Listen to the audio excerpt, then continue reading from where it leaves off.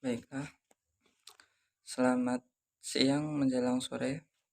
Perkenalkan, nama saya Zahwa Agustina Dianto dari kelas 2D Matkul Hukum Internasional. Kali ini saya akan mengerjakan tugas dari dosen saya, Bapak Sintong. Kali ini saya diberi tugas tentang hukum internasional, tentang apakah Tahta Suci Vatikan bisa dikatakan sebagai subjek hukum internasional? Kemudian apa ciri khas dari ACRC sebagai subjek hukum internasional?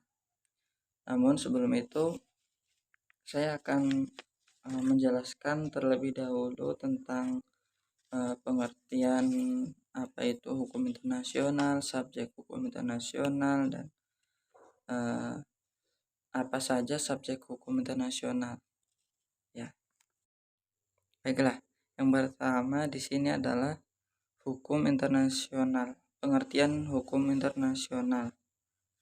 Nah, menurut artikel yang saya baca yaitu hukum online, di sini menjelaskan bahwa hukum internasional dapat diartikan sebagai hukum yang mengatur entitas berskala internasional.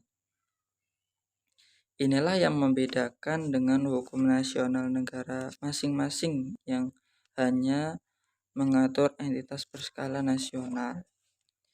Kemudian menurut Mukhtar Kusumaatmadja, hukum internasional adalah keseluruhan kaidah dan asas-asas yang mengatur hubungan atau persoalan yang melintasi batas negara, antara negara dengan negara dan negara dengan subjek hukum lain bukan negara, atau subjek hukum dengan negara satu sama lain. Kemudian pada umumnya hukum internasional diartikan sebagai himpunan dari peraturan-peraturan dan ketentuan-ketentuan yang mengikat serta mengatur hubungan antar negara-negara dan subjek hukum lainnya yang dalam kehidupan masyarakat internasional. Setelah pengertian hukum internasional, selanjutnya saya akan menjelaskan secara ringkas tentang subjek hukum internasional. Dari jurnal yang saya baca ini, subjek hukum internasional dapat diartikan sebagai pendukung hak dan kewajiban, sehingga singkatnya pengertian subjek hukum internasional adalah pendukung hak dan kewajiban dalam hukum internasional. Nah, kemudian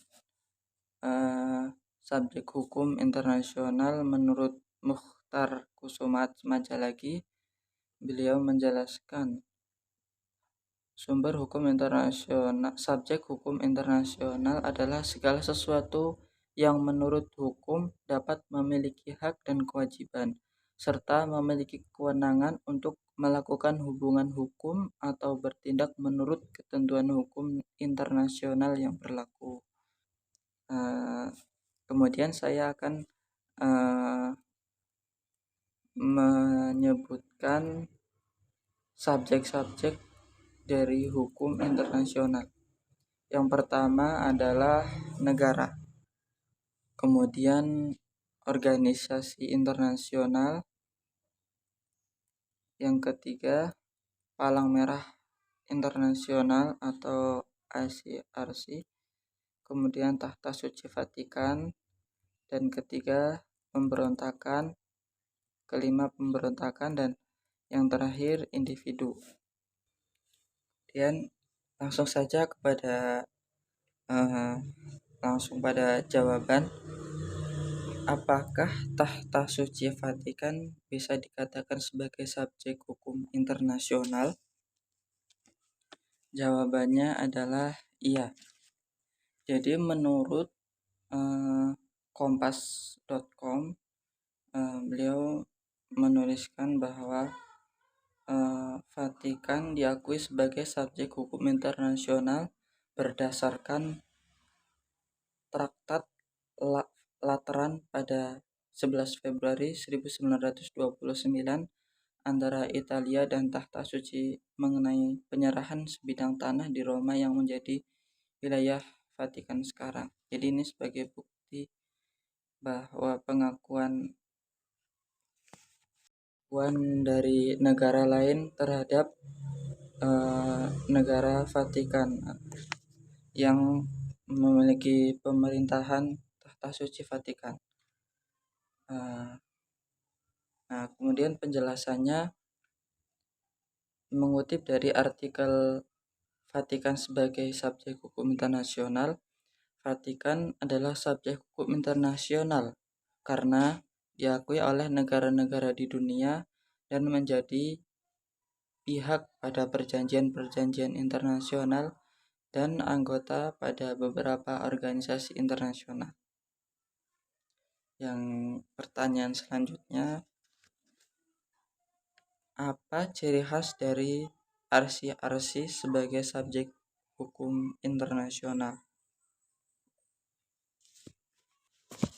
Saya akan menjelaskan sedikit tentang ICRC atau Palang Merah Internasional. ICRC atau Palang Merah Internasional yang berkedudukan di Jenewa mempunyai tempat tersendiri dalam sejarah hukum internasional. Palang Merah Internasional PMI atau ICRC sebagai subjek hukum internasional memiliki ruang lingkup terbatas. Namun kedudukan PMI diperkuat dengan adanya perjanjian dan konvensi internasional. Nah, ini yang menurut saya menjadi ciri khas dari ICRC sebagai subjek hukum internasional, yaitu memiliki perjanjian dan konvensi internasional.